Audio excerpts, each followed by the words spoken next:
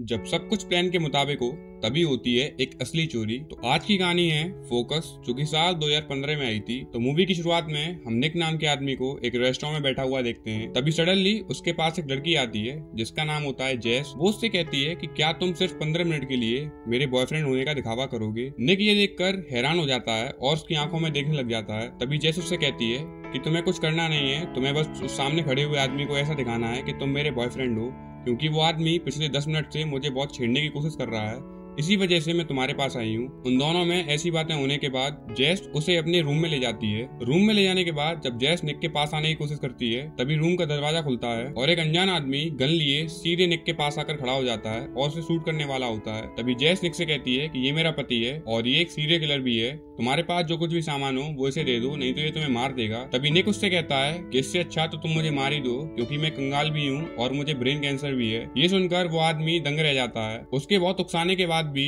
वो आदमी उस पर गोली नहीं चला पाता। और ये देखने के बाद जेस को पता लग जाता है। अब जेस को ये तो पता लग गया था कि हमारा प्लान कैंसिल हो गया है, पर लेकिन वो निक से बहुत ज्यादा खुश थी, क्योंकि अभी तक उसे कोई ऐसा आदमी नहीं मिला था जिसने उसे ऐसे चकमा दिया हो। के बाद जब जेस होटल से नीचे जा रही होती है तभी निक उसके पास आता है और उसे कॉफी की डेट के लिए पूछता है, जिस पर जेस उससे हाँ कर देती है। जब वो दोनों कॉफी के टेबल पर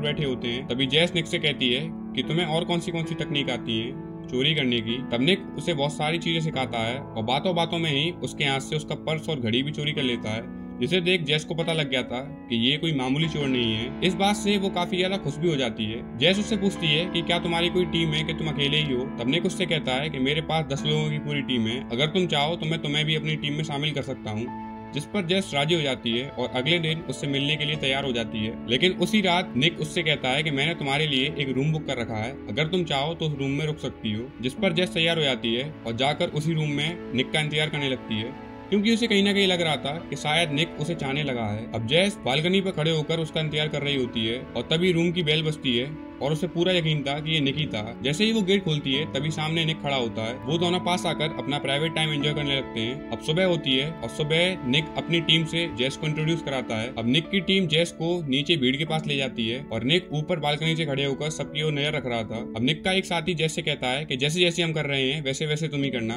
लेकिन जेस तो इनसे भी 2 कदम आगे निकलती है। वो उनके बताने से पहले ही सारे लोगों के हाथों से महंगे महंगे आइटम चोरी कर लेती है। ये देखकर निक को समझ में आ गया था कि जेस भी किसी से कम नहीं है। अब दोनों में बहुत अच्छी बॉन्डिंग बनती जा रही थी। अब इसके बाद सुबह होती है और सुबह होने के साथ साथ जेस के लिए एक और बड़ा काम था, यानी कि जेस को एक और बार उसे साबित करना था कि वो एक अच्छी चोर है कि नहीं। और उसके साथ इस बार निक का एक खास दोस्त होता है जिसका नाम फराद होता है। अब फराद और जेस आपस में बैठकर बात कर रहे होते हैं। तभी फराद को हार्ट अटैक आ जाता है और वो अपने दिल पर हाथ रख के वहीं लेट जाता है। इसी के साथ वहाँ पर बैठे सारे लोगों की नजर फराद पे जाती है और सभी लोग पैनिक होकर उसकी ओर आने लगते हैं। उनकी इस भीड़ की वजह से जेस और उनके साथियों ने मिलकर वहाँ के खड़े सारे लोगों का कीमती सामान चोरी कर लिया था। अब जब रात होती है तो सभी लोग अपना अपना सामान दिखाते हैं और ऐसे वो लोग अपने अपने पैसों का हिसाब लगाते हैं। तब उनके पास कुल टोटल $1 मिलियन रुपए इकट्ठे हो गए थे। अब निक अपने सारे साथियों से कहता है कि इसमें सभी का हिस्सा है और अभी तक के लिए ये पैसे मेरे पास सेफ रहेंगे। इसके बाद सुबह होती है और निक और जेस एक रग्बी मैच देखने के लिए स्टेडियम पे जाते हैं। वो लोग जब ऊपर बैठे होते हैं तब उनके नीचे से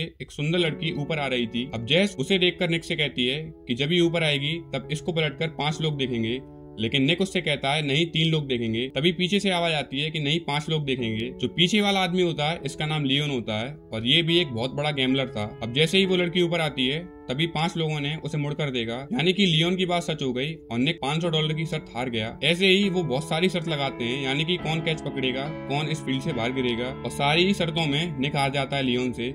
इसके बाद निक को अब काफी गुस्सा आने लगा था। अब वो अंदर स्टेडियम में बैठे बैठे एक और शर्त लगाता है कि अगर एक प्लेयर दूसरे प्लेयर को एक कैच पास कराएगा और अगर वो कैच नहीं पकड़ पाया तो तुम $1 लाख जीतोगे, और अगर उसने कैच पकड़ लिया तो मैं $1 लाख की शर्त हार जाऊंगा। और होता बिल्कुल ऐसा ही है, वो प्लेयर कैच नहीं पकड़ पाता और हमारा निक $1 लाख हार जाता है। अब लियोन बहुत मुस्कुरा रहा होता है, लेकिन जेस निक से बहुत गुस्सा होती है क्योंकि उसने टोटल $2 लाख गवा दिए थे। पर लेकिन निक को भी बहुत ज्यादा गुस्सा आती है। उसकी इस गुस्सा को देख लियोन उससे कहता है कि तुम्हें अपने से हुनर वाले इंसान से शर्त कभी नहीं लगानी चाहिए। जिस पर निक अपना बैग उठाता है और अपने $1 मिलियन टेबल पर फैला देता है और उससे कहता है कि अगर तुम हारे तो तुम मुझे $1 मिलियन दोगे और मैं हारा तो मैं तुम्हें $1 मिलियन दूंगा।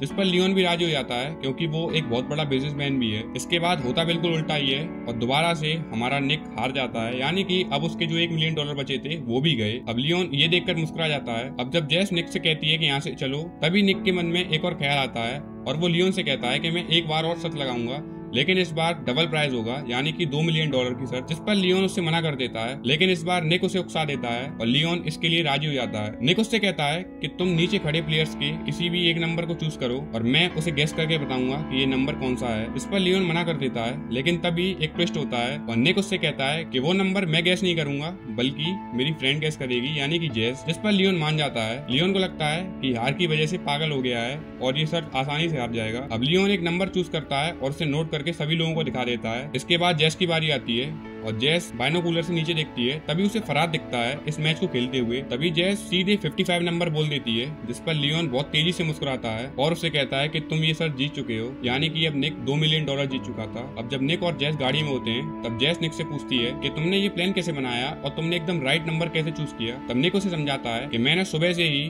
उसके सबकॉन्शियस माइंड में ये सारी चीजें फीड करा दी थी, यानी कि नंबर 55। जब वो अपने होटल रूम में गया था तो उसके होटल रूम का नंबर भी 55 था। जब वो उससे बाहर निकलता था तो वहाँ पे जो आर्ट बनी थी उनमें भी नंबर 55 ही था। और यहाँ तक कि जब वो सुबह होटल से बाहर निकला था तब एक गाड़ी का एक्सीडेंट हो गया था और उसमें ड्राइवर भी फरादी था और वहाँ पे जो प्रोटेस्ट हो रहा था उसमें भी सारे नंबर 55 ही थे, यानी कि मैंने सिर्फ उसके कॉन्शियस माइंड में 55 नंबर बिठा दिया था। और ऐसा ही रियल लाइफ में भी होता है, यानी कि जो एड कंपनियां हैं वो हमारे दिमाग से कुछ इस प्रकार से खेलती हैं कि वो अपना एक ही प्रोडक्ट बार बार हमें एड में दिखाती हैं और जिस वजह से हम किसी शॉपिंग मॉल में जाते हैं तो ना चाहते हुए भी हम उनका ही आइटम उठाते हैं। अब ये बात करने के बाद निक और जेस में प्यार होने लगता है और निक जेस को किस करने ही वाली होती है, लेकिन उससे पहले निक उसे अपना हिस्सा दे देता है और कहता है कि अब मैं तुमसे 3-4 साल बाद मिलूंगा और उससे कहता है कि अपना ध्यान रखना। इसके बाद निक गाड़ी से उतरकर कहीं और चला जाता है। इसके बाद जेस को दिखाया जाता है और जेस बहुत दुखी थी निक के जाने से, क्योंकि अब वो मनी मन निक को चाहने लगी थी। इसके बाद कहानी 3 साल बाद दिखाई जाती है, जिसमें हमें एक आदमी दिखाया जाता है जिसका नाम ग्रेगा होता है। वो एक अंडरवर्ल्ड माफिया होता है और साथ ही साथ एक व्हाइट कॉलर बिजनेसमैन भी, यानी कि ये एक बहुत रईस आदमी था और इसके पास दुनिया की सबसे बड़ी कार कलेक्शन भी होती है, जिसके लिए वो एक मैकेनिक को ढूंढ रहा होता है, यानी कि उसका खुद का पर्सनल मैकेनिक। और इसी चीज का फायदा उठाते हुए हमें निक को दिखाया जाता है। अब निक ग्रेगा के पास आकर बताता है कि मैं एक मैकेनिक हूँ। इसके बाद ग्रेगा उसे काम पर रख लेता है। इसके बाद जब निक यहाँ से निकल जाता है तब ग्रेगा का बॉडीगार्ड उससे कहता है कि मुझे इस आदमी पर बिल्कुल भी भरोसा नहीं है। इसके बाद उसी शाम एक पार्टी होती है जो पार्टी ग्रेगा ने ही होस्ट कराई थी और उस पार्टी में निक भी आता है। अब निक जब सामने देख रहा होता है तभी जीने से एक खूबसूरत लड़की उतर कर आती है जो कोई और नहीं बल्कि जेस होती है। वो नीचे उतर कर आती है और सीधे ग्रेगा को किस करने लगती है। ये देखकर निक का दिल टूट जाता है, क्योंकि निक भी उससे प्यार करता था, पर लेकिन अब उसे पता पड़ गया था कि अब वो किसी और की गर्लफ्रेंड बन चुकी है। अब निक इसी दुख की वजह से वहाँ पर खड़ा हुआ काफी शराब पी जाता है और वो नशे की हालत में जाकर ग्रेगा को ही पीटने लगता है। पर लेकिन वहाँ उसके खड़े बॉडीगार्ड ने उसे ही दबोच लिया और उसे बाहर फेंक दिया। पर लेकिन ग्रेगा ने अभी उसे जॉब से नहीं निकाला, क्योंकि उसे पता था कि ये अभी सिर्फ नशे में है, जिस वजह से इसने ऐसा मेरे साथ किया। इसके बाद सुबह होती है और निक छत पर खड़ा होता है। तभी वो सामने से देखता है तो वहीं पर जेस आ रही होती है और जेस आकर सीधे ग्रेगा से बात करने लगती है। उसके बात करने के बाद जब वो अकेली हो जाती है तब निक उसके पास आता है और उससे बात करने की कोशिश करता है। वो उसे समझाना चाह रहा था कि वो उसे छोड़कर क्यों गया, लेकिन निक उसकी कोई भी बात नहीं सुनती और वहाँ से निकल जाती है। अब कुछ दिन ऐसे ही बीत जाते हैं। अब एक दिन फराद आता है और वो जेसिका से बात करने की कोशिश करता है, लेकिन जेस तो उसकी बात सुनती नहीं है। इसके बाद फराद उसे एक नेकलेस सिखाता है और वो उससे कहता है कि ये नेकलेस निक ने तुम्हारे लिए भेजा है, क्योंकि वो तुमसे भी बहुत प्यार करता है। लेकिन निक उससे कहती है कि नहीं, वो एक झूठा इंसान है और मैं उससे कभी प्यार नहीं करूंगी।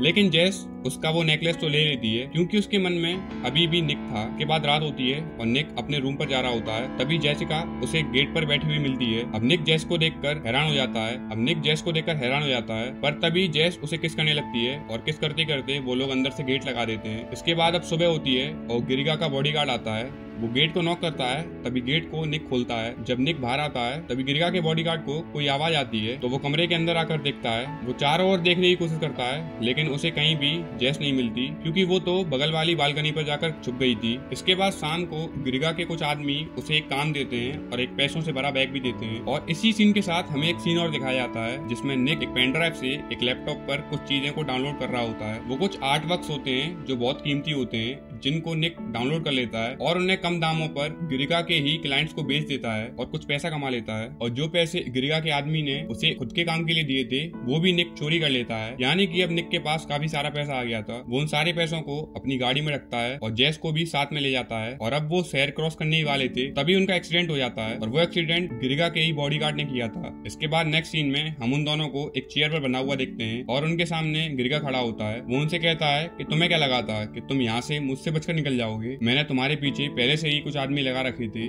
क्योंकि मुझे तो पहले दिन से ही तुम लोगों पर भरोसा नहीं था। पर गिरिका उससे कहता है कि मुझे ये समझ नहीं आया कि तुमने मेरे इतने सिक्योरिटी होने के बावजूद भी मेरे ही कंप्यूटर से वो फाइल चोरी कैसे कर ली। तब निक उससे समझाता है कि जैस ने जो गले में नेकलेस पहना है उसमें एक माइक्रो चिप लगी हुई है, और जब वो उस रात तुम्हारे कमरे में आई थी तब उस चिप की वजह से मैंने तुम्हारा लैपटॉप हैक कर लिया था, और इसी वजह से मुझे तुम्हारे लैपटॉप का पासवर्ड पता लग गया था। पर जैस अपने मुंह से टेप हटाकर उससे कहती है कि मैं तो उसकी गर्लफ्रेंड ही नहीं हूँ, तो मैं इसके कमरे में क्यों जाऊंगी। तब जैस उसे बताती है कि मैं तुमसे ही प्यार करती हूँ और इसके साथ सिर्फ मैं दिखावा कर रही थी ताकि तुम्हें फील हो सके कि मैंने तुमसे कितना प्यार किया है। अब इन लोगों की लड़ाई देख गिरिका का बॉडीगार्ड गुस्से में आ जाता है और वो निक पर शूट कर देता है। अब निक को गोली मारने के बाद वो जैस को भी मारने जा रहा था, तभी गिरिका उसे रोक लेता है और उससे कहता है कि नहीं नहीं, मुझे कोई पुलिस केस नहीं चाहिए। अब तुमने जब निक को मार दिया है तो तुम ही इसकी बॉडी को दफनाओगे, मैं यहाँ से जा रहा हूँ। उसके यहाँ से जाने के बाद गिरिका का बॉडीगार्ड अपनी कुछ चीजों से निक को ठीक कर देता है, क्योंकि वो निक का ही पिता होता है और उसे पता था कि ये सब होने वाला है। इसीलिए उसने जो गोली मारी थी